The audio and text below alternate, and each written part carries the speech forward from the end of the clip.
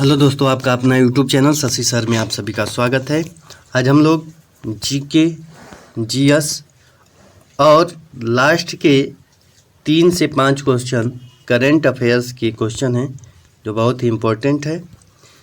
तो आज हम जीके जीएस शुरू करेंगे। तो आइए देखते हैं आज का पहला सवाल। बारदोली सत्याग्रह 1928 ईस्वी से संबंधित नेता हैं। तो पहला ऑप्शन है राजेंद्र प्रसाद, बी है वल्लभ भाई पटेल, सी है महात्मा गांधी और डी है पंडित जवाहरलाल नेहरू। तो इसमें आपको बताना है कौन सा ऑप्शन सही होगा। बारदोली सत्याग्रह 12 जून 1928 ईस्वी को गुजरात के बारदोली में शुरू हुआ था। और क्यों शुरू हुआ था? तो 22% कर की दर में वृद्धि कर दी गई थी।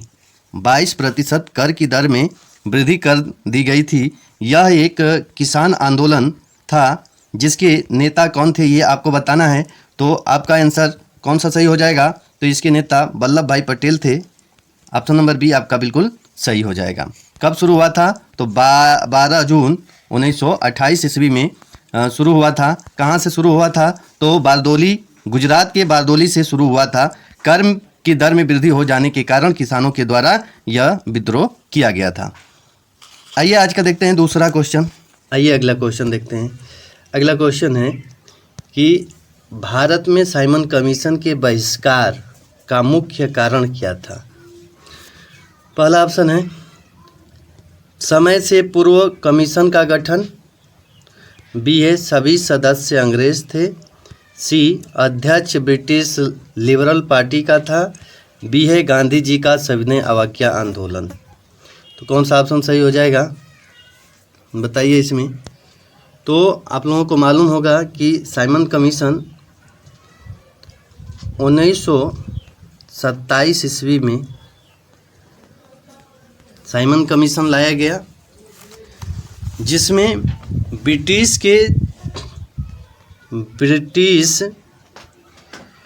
के 7 सदस्य इसमें शामिल थे इस कमीशन में। और ये भारत के संविधान में सुधार करने के लिए ये कमेटी बनाई गई थी। भारतीय संविधान में कुछ बदलाव करने के लिए ये कमेटी बनाई गई थी।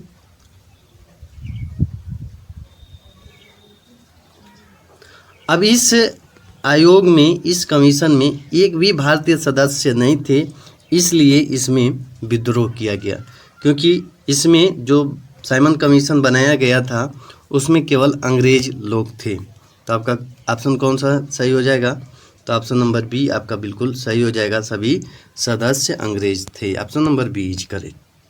आइए अगला क्वेश्चन, अपना आंसर बताइए। कांग्रेस के प्रतिनिधि के रूप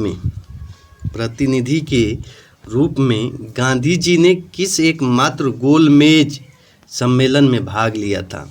पहला ऑप्शन है प्रथम, बी है द्वितीय, सी है तृतीय और डी है चतुर्थ। तो कौन सा ऑप्शन सही हो जाएगा?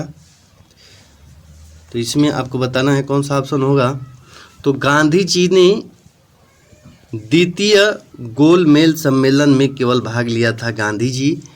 और 3 गोल मेज सम्मेलन हुआ था जिसमें भीमराव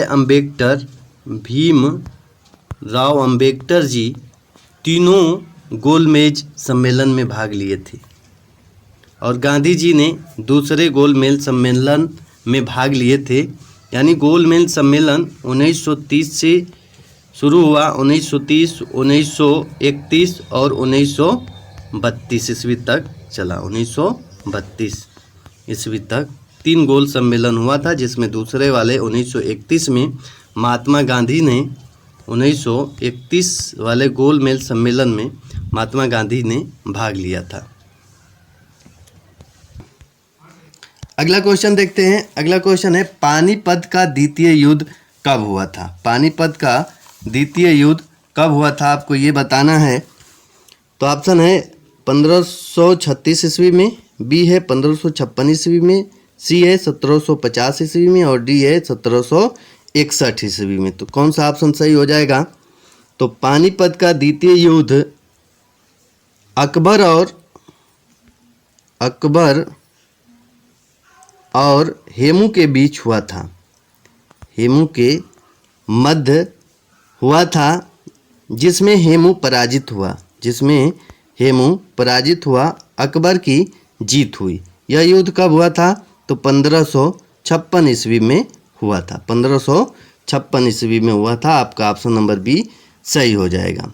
पानीपत का प्रथम युद्ध कब हुआ था? तो पानीपत का प्रथम युद्ध 1526 ईस्वी में हुआ था और पानीपत का तृतीय युद्ध कब हुआ था? तो 1761 ईस्वी में हुआ था। ये याद रखिएगा। आइए अगला क्वेश्चन देखते हैं। अगला क्वेश्चन है, मौर्य शासक अशोक ने कलिंग पर कब आक्रमण किया था? पहला ऑप्शन है 269 ईसा पूर्व, बी है 261 ईसा पूर्व, सी है 259 ईसा पूर्व, डी है 251 ईसा पूर्व। तो कब किया था बताइए, अपना आंसर बताइए, कमेंट के माध्यम से आंसर बताइए। बहुत ही इम्पोर्टेंट क्वेश्चन। तो मौर्य शासक अशोक ने अपने राज्य अभिषेक के 8वें वर्ष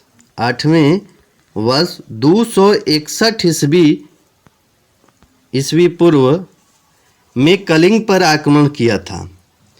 युद्ध के रक्तपात ने अशोक का हृदय परिवर्तन कर दिया और उसने बौद्ध धर्म स्वीकार कर लिया। तो इसमें आपका ऑप्शन कौन सा हो जाएगा? तो ऑप्शन नंबर बी बिल्कुल सही हो जाएगा, 261 ईसा पूर्व।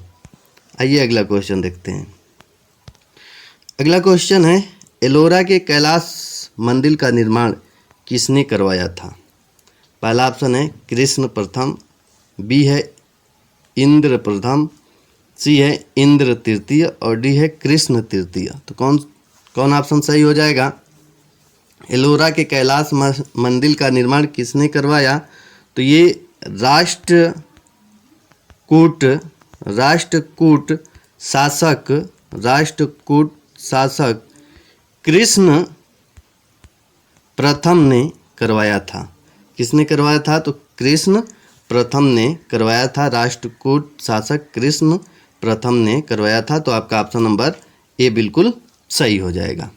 आइए अगला क्वेश्चन देखते हैं। अगला क्वेश्चन है, गांधार कला किस काल में विकसित हुई थी? किस काल में विकसित हुई थी? तो ऑप्शन नंबर ए है गुप्त काल में, बी है मौर्य काल में, सी है सातवाहनों के काल में और डी है कुषाण काल में। तो कब हुआ था? तो ऑप्शन नंबर आपका डी बिल्कुल सही हो जाएगा। Option number D is correct. आइए अगला क्वेश्चन देखते हैं। कुषाण काल में हुआ था गांधार कला की विकास कुषाण काल में। आइए 8वां क्वेश्चन देखते हैं। किस भारतीय राज्य को मसालों का बगीचा कहा जाता है? पहला ऑप्शन है गुजरात, बी है तमिलनाडु, सी है कर्नाटक, डी है केरल। तो कौन सा ऑप्शन हो जाएगा? तो ऑप्शन नंबर आपका डी बिल्कुल सही हो जाएगा, केरल। किसको कहते हैं? तो केरल को कहा जाता है। Option number D is correct. आइए अगला क्वेश्चन की ओर चलते हैं। अगला क्वेश्चन है, भारत के किस राज्य को चावल का कटोरा राइस बाउल कहा जाता है? राइस बाउल कहा जाता है किस राज्य को? तो पहला ऑप्शन है आंध्र प्रदेश, बी है तमिलनाडु, सी है केरल और डी है कर्नाटक। कौन सा ऑप्शन सही हो जाएगा आपका? बताइए इसमें। तो आपका ऑप्शन नंबर ए बिल्कुल सही हो जाएगा। ए, आंध्र प्रदेश को चावल का कटोरा कहा जाता है।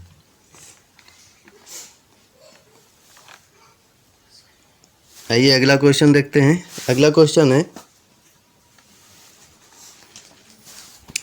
10 नंबर,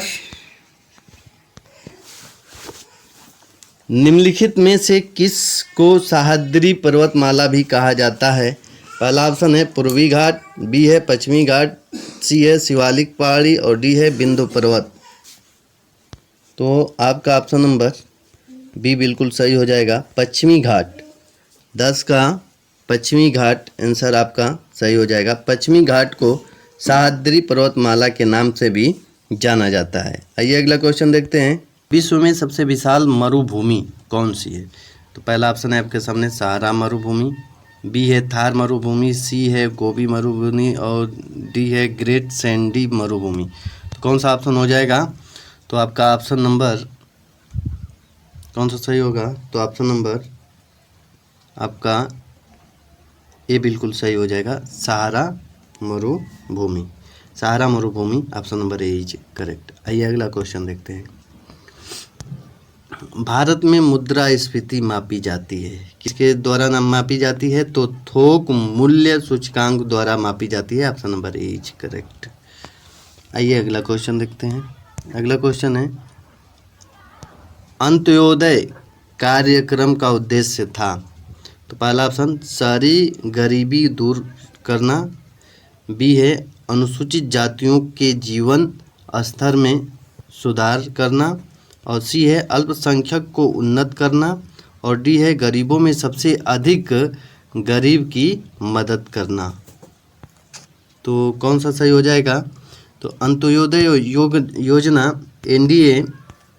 एनडीए सरकार द्वारा 25 दिसंबर 2000 में राजस्थान में लागू किया गया सबसे पहले, और इस योजना के तहत गरीबों में सबसे अधिक गरीबों की मदद करना इसका मुख्य उद्देश्य है। तो ऑप्शन नंबर डी आपका बिल्कुल सही हो जाएगा। अगला क्वेश्चन देखते हैं। बंद अर्थव्यवस्था से आप क्या समझते हैं? बंद अर्थव्यवस्था से आप क्या समझते हैं? तो पहला ऑप्शन है निर्यात बंद, बी आयात निर्यात बंद, सी आयात बंद और डी नियंत्रित पूंजी। तो कौन सा ऑप्शन हो जाएगा? तो इसमें देखिए बंद अर्थव्यवस्था मतलब क्या होगा कि न निर्यात होगा न आयात होगा, ये दोनों क्या हो जाते हैं? बंद हो जाते हैं, शून्य हो जाता है, यानी आयात निर्यात बंद। ऑप्शन नंबर बी आपका बिल्कुल सही हो जाएगा। आइए अगला क्वेश्चन देखते हैं। भारतीय संविधान के 73वें संशोधन का संबंध है किससे है? तो पहला ऑप्शन है नगर पालिका से, बी है पंचायती राज से, सी है केंद्र राज्य संबंध से और डी है काम के अधिकार से। तो कौन सा ऑप्शन हो जाएगा बताइए इसमें? 73वां संविधान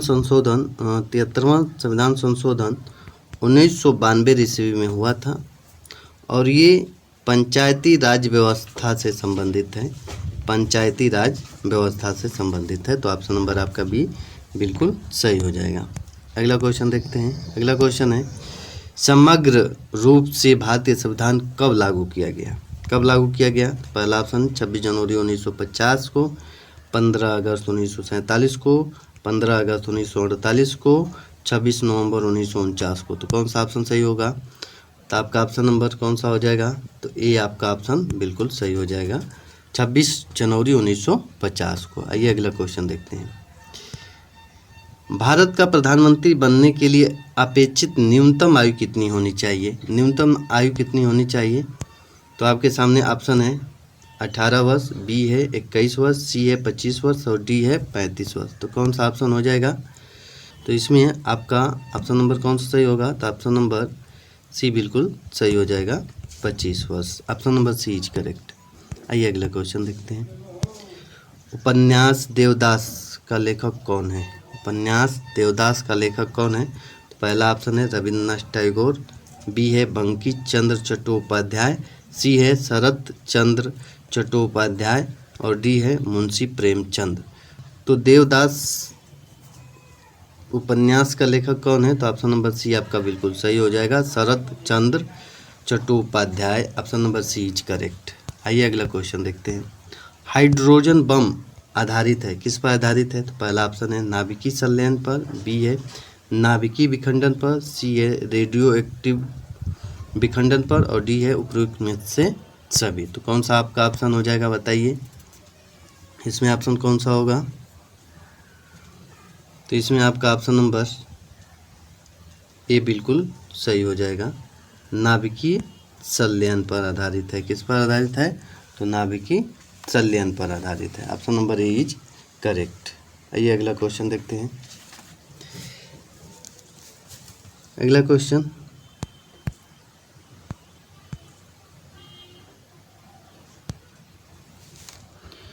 पौधों और जंतुओं के बीच की योजक कड़ी के रूप में जाना जाता है। किसको जाना जाता है? तो पहला ऑप्शन है अमीबा, बी है यूग्लिना, सी है प्लाज्मोडियम और डी है पैरामीशियम। तो कौन सा ऑप्शन सही हो जाएगा?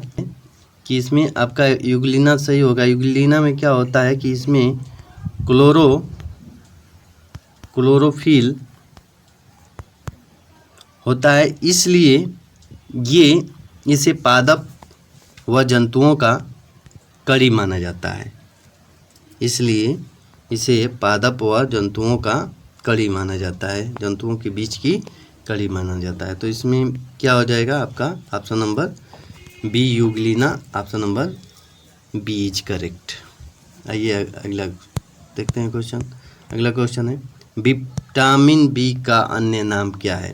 पहला ऑप्शन थायमीन, बी है हीमोग्लोबिन, सी है राइबोफ्लेविन और डी है डेक्सट्रोज। तो कौन सा ऑप्शन सही हो जाएगा? इसमें विटामिन बी का अन्य नाम क्या हो जाएगा? थायमीन हो जाएगा। Option number A is correct. तो थायमीन, इसका पूरा नाम होता है थायमीन हाइड्रोक्लोराइड। थायमीन हाइड्रोक्लोराइड होता है। आइए अगला क्वेश्चन। अगला क्वेश्चन है, प्रकाश वोल्टीय सेल के प्रयोग से सौर ऊर्जा का रूपांतरण करने से निम्नलिखित में से किसका उत्पादन होता है? तो पहला ऑप्शन प्रकाशीय ऊर्जा, बी है विद्युत ऊर्जा, सी है ऊष्मीय ऊर्जा और डी है यांत्रिक ऊर्जा। तो कौन सा सही हो जाएगा? तो प्रकाश वोल्टीय सेल का जब प्रयोग करते हैं तो सौर ऊर्जा जो है किस में रूपांतरित हो जाता है? तो ऑप्शन नंबर बी आपका सही है, विद्युत ऊर्जा में रूपांतरित हो जाता है। आइए अगला क्वेश्चन देखते हैं। अगला क्वेश्चन 23 नंबर, उत्तर प्रदेश में 1860 ईस्वी में निम्नलिखित में से किन दो संग्रहालयों को मिलाकर एक कर दिया गया था? मिलाकर एक कर दिया गया था। तो पहला ऑप्शन है इलाहाबाद लखनऊ, बी है लखनऊ वाराणसी, सी इलाहाबाद मथुरा और डी लखनऊ मथुरा। तो कौन सा ऑप्शन सही हो जाएगा बताइएगा इसमें? तो इसमें आपका ऑप्शन नंबर ए बिल्कुल सही हो जाएगा। Option number A is correct. Very very important question आपके सामने। बताइए, देवास शरीफ उत्तर प्रदेश में कहाँ स्थित है? कहाँ स्थित है बताइए इसको। देवास शरीफ उत्तर प्रदेश में कहाँ स्थित है? ऑप्शन नंबर आपका बी बिल्कुल सही हो जाएगा, बाराबंकी। अगला क्वेश्चन देखते हैं। अगला क्वेश्चन, भारत खंडे संगीत संस्थान लखनऊ डीम्ड विश्वविद्यालय बना कब बना? पहला ऑप्शन है वर्ष 1998 में, बी है वर्ष 2000 में, सी है वर्ष 2003 में, डी है 2004 में। तो कौन सा ऑप्शन हो जाएगा? भारत खंडे संगीत संस्थान लखनऊ डीम्ड विश्वविद्यालय 24 अक्टूबर 2000 ईस्वी को इसे डीम्ड विश्वविद्यालय घोषित किया गया था। तो 24 अक्टूबर 2000 में ऑप्शन नंबर आपका बी बिल्कुल सही हो जाएगा। उत्तर प्रदेश में विविध शोध संस्थान निम्न में से कौन सा शोध संस्थान आगरा में स्थित है? आगरा में कौन स्थित है ये बताना है। तो डिफेंस रिसर्च लैबोरेटरी कहाँ है? तो ये आपका तेजपुर कानपुर में है। और सेंट्रल बिल्डिंग रिसर्च इंस्टीट्यूट कहाँ है? तो ये रुड़की उत्तराखंड में है। रुड़की उत्तराखंड में ये आगरा में है, आगरा में है। और सेंट्रल ड्रग्स रिसर्च इंस्टीट्यूट ये लखनऊ में है, उत्तर प्रदेश। कहाँ है ये? कहाँ है? लखनऊ में, लखनऊ में है। तो आपका ऑप्शन कौन सा सही हो जाएगा 26 का, बताइए। तो आपका option number C, area delivery research and defence institute. कहाँ है? तो ये आगरा में है, आगरा में। तो ऑप्शन नंबर कौन सा सही होगा? ऑप्शन नंबर सी आपका सही हो जाएगा, area delivery research and defence institute. अगला क्वेश्चन, एक्स रंग रूट चुना जाता है। पहला ऑप्शन है कांस्टेबलों में से, बी है हेड कांस्टेबलों में से, सी है उप निरीक्षकों में से, निरीक्षकों में से, और डी है उपयुक्त में से सभी। तो कौन सा ऑप्शन हो जाएगा? तो ऑप्शन नंबर 27 का आपका ए हो जाएगा, ऑप्शन नंबर कांस्टेबलों में से एक्स रंग रूट चुना जाता है।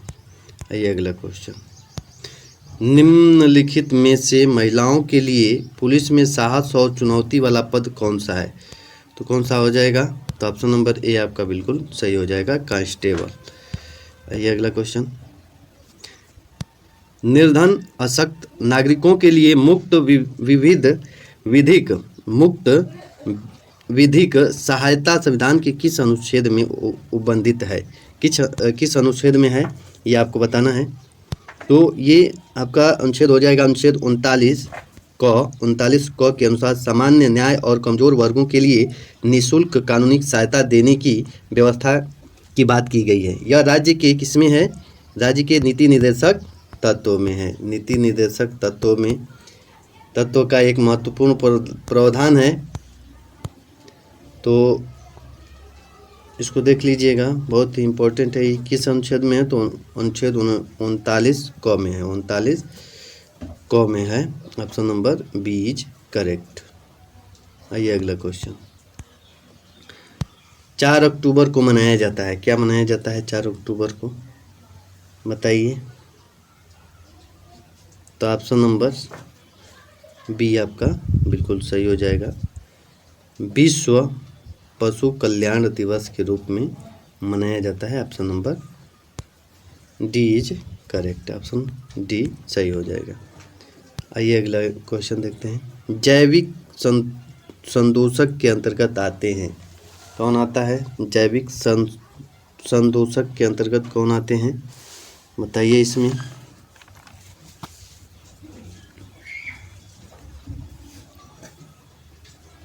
पहला ऑप्शन है जंतुओं का मलमूत्र, बी है हानिकारक सूक्ष्म जीव, और सी है मानव का मलमूत्र, और डी है उपरोक्त सभी। तो कौन सा हो जाएगा?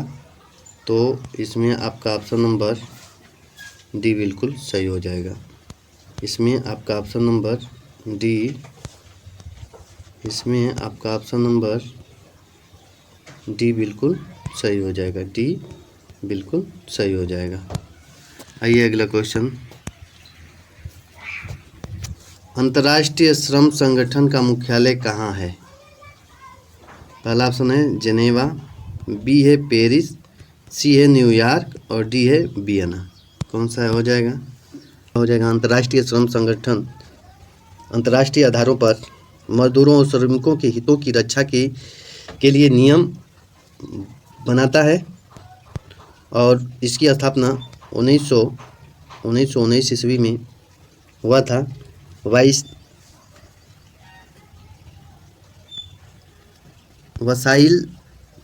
वसाइल की संधि के द्वारा ये हुआ था। इसके अंतर्राष्ट्रीय श्रम संगठन के वर्तमान जो अध्यक्ष हैं वो कौन हैं?